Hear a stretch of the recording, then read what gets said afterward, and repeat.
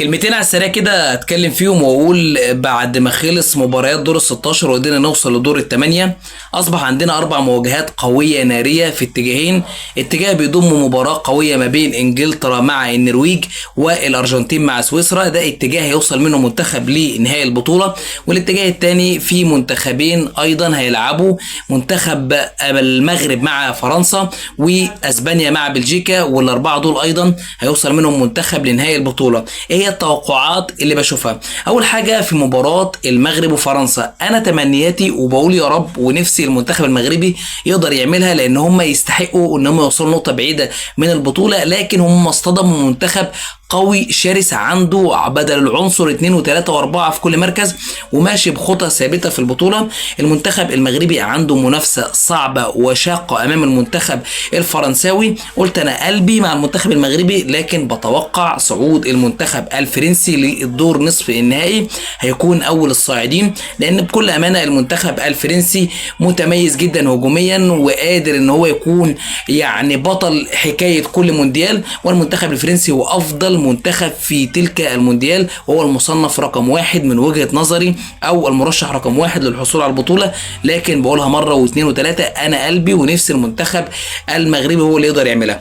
المباراة الثانية بتجمع ما بين منتخب بلجيكا ومنتخب اسبانيا، مباراة قوية، مباراة عنيفة، مباراة متزنة ما بين المنتخبين. منتخب بلجيكا كان بادئ مش افضل حاجة، لكن مع مرور الوقت في البطولة قدر ان هو يمشي بخطى ثابتة، وقدر ان هو يوصل لدور الثمانية، وقدر في الدور الماضي يفوز على منتخب قوي وعنيد زي منتخب امريكا منظم البطوله بنتيجه 4-1. لكن منتخب اسبانيا صاحب الشباك النظيفه لحد دلوقتي، خد بالك، صاحب ان الشباك النظيفه يعني دفاعه قوي، دفاعه صلب، قادر ان هو يكون مشاكس، وقادر ان هو يكون ذو شخصيه، وعنده عناصر شابه قادره تساعده على ده. مباراه قويه، مباراه صعبه، لكن انا بتوقع صعود المنتخب الاسباني. عشان يكون عندنا سيمي فاينل في هذا الاتجاه يجمع ما بين فرنسا واسبانيا. الاتجاه الثاني في مباراة قوية نارية بشوفها واحدة من اقوى مباريات البطولة، هتجمع ما بين النرويج وانجلترا. المباراة دي تكسير عظام، المنتخبين اقوياء، المنتخبين تحس انها هربانة منهم، المنتخبين بيقدروا يسجلوا، المنتخبين عندهم مهاجمين اقوياء.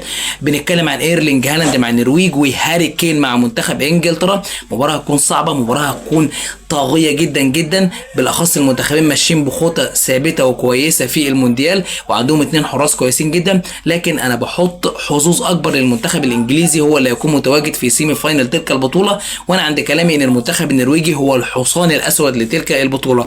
عشان يكون المباراه الاخيره هتجمع ما بين الارجنتين وسويسرا، بكل تاكيد هي المواجهه الاسهل او المواجهه الهاديه شويه في هذا الاتجاه.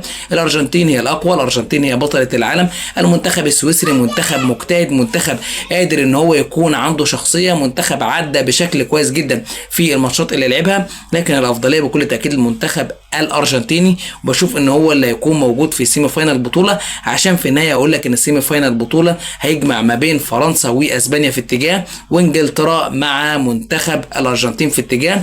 عندنا 3 فرق من اوروبا وفريق من امريكا اللاتينيه. يا ريت تقولوا لي اراكم في الكومنتات، مين اللي هيوصل نصف النهائي، مين المنتخب المتوقع ان هو يعمل مفاجاه، قولوا لي كل حاجه. ويا ريت برضه تدعوا لاخواتنا في المغرب ان هم يقدروا يوصلوا وان هم يقدروا يحققوا حاجه ايجابيه. واخر حاجه ان انتوا تدعوا لاخواتنا في غزه وفلسطين، ويا ريت تدوسوا لايك وتفعلوا زر الجرس وتشتركوا في القناه عشان يوصلكم كل جديد.